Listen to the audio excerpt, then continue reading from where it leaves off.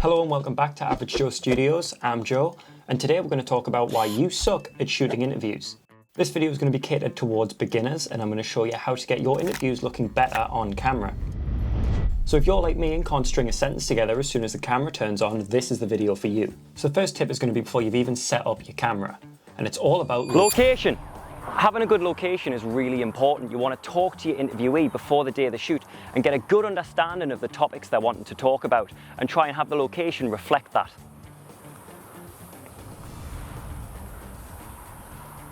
So you want to find a location that matches the topic being discussed. All right. So say you're shooting a promo for a nice hotel or a lovely resort. Would you rather your interviewee be sat in a dull white room with nothing going on, or would you rather film it by a pool showing off the resort a little bit? By having your location match the topic that's being discussed, it makes for a more visually stimulating and professional look to your videos.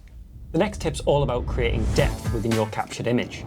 If you look at my current setup, you can see that it's split into three separate parts: the foreground, the midground, and the background. This creates depth.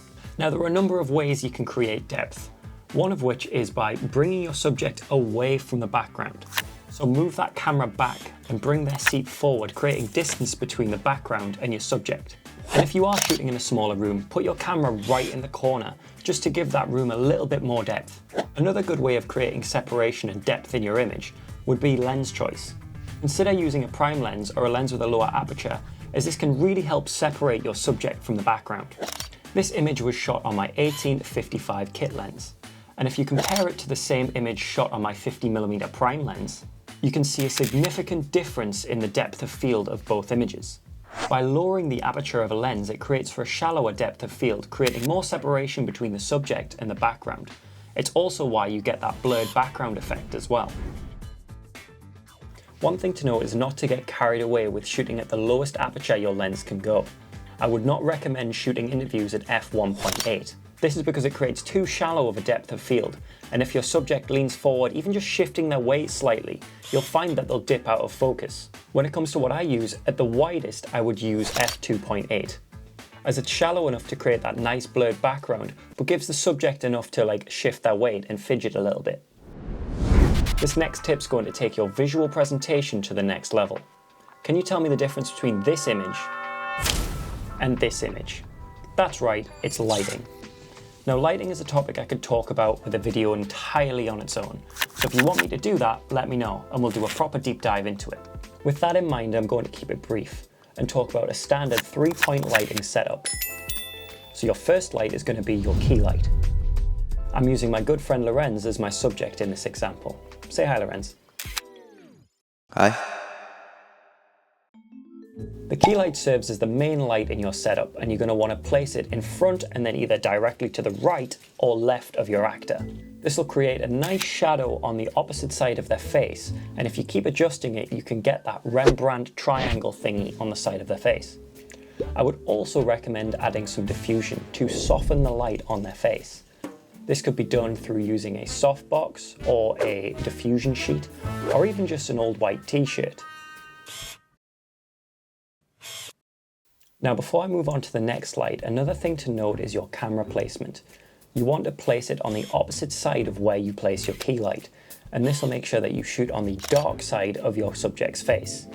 This creates a more cinematic look in your image overall. The next light is the fill light, and it does exactly as the name entails. It fills the shadows cast by the key light. So this is what a fill light would look like on its own, and this is a fill light paired with a key light. And finally, you have your backlight. This will be hidden behind your subject, creating a nice little light wrap on their hair or shoulder, adding separation to the midground where your subject's sitting and the background.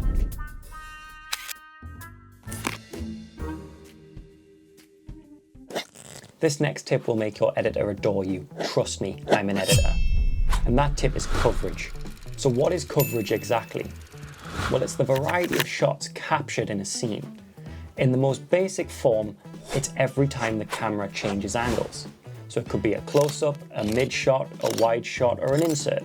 So make sure to shoot as much coverage as possible, as it'll allow your editor to hide the cuts between talking points and any mistakes the interviewee might make.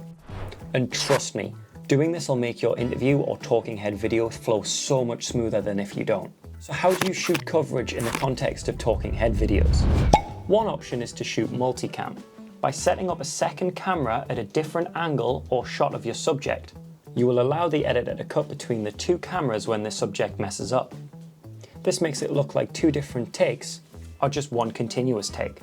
Now let's look at this raw footage of me messing up a line for this script. The story revolves around two young men confronting each other on the battlefield of World War II. Through their journey, we explore themes of courage. I've lost what the other one was. Courage, resilience, and human connection. Yeah. Through their journey, we explore. Through their journey, we explore.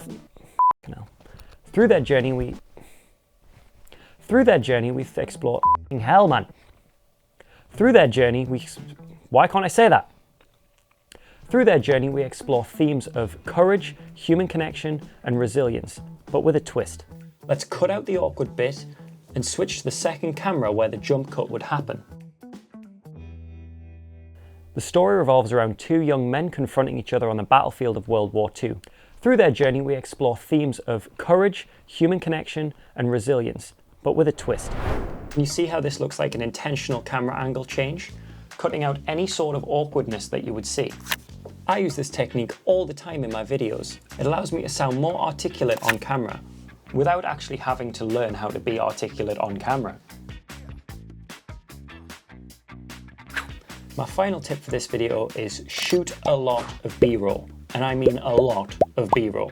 Because B-roll is important when it comes to documentary type content, because no one, and I mean no one, wants to sit there and listen to a guy talk about a topic for over an hour without cutting to anything else.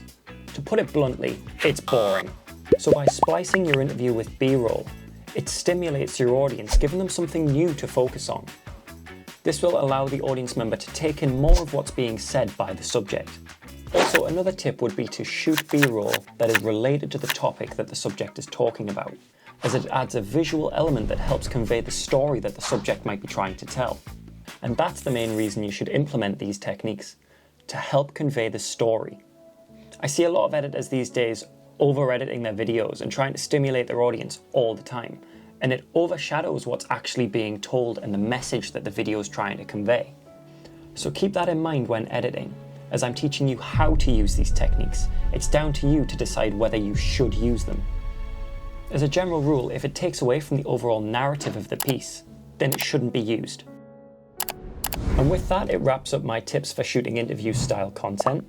If you like this kind of content, please feel free to hit like and subscribe. I've been Joe, and I'll see you in the next one.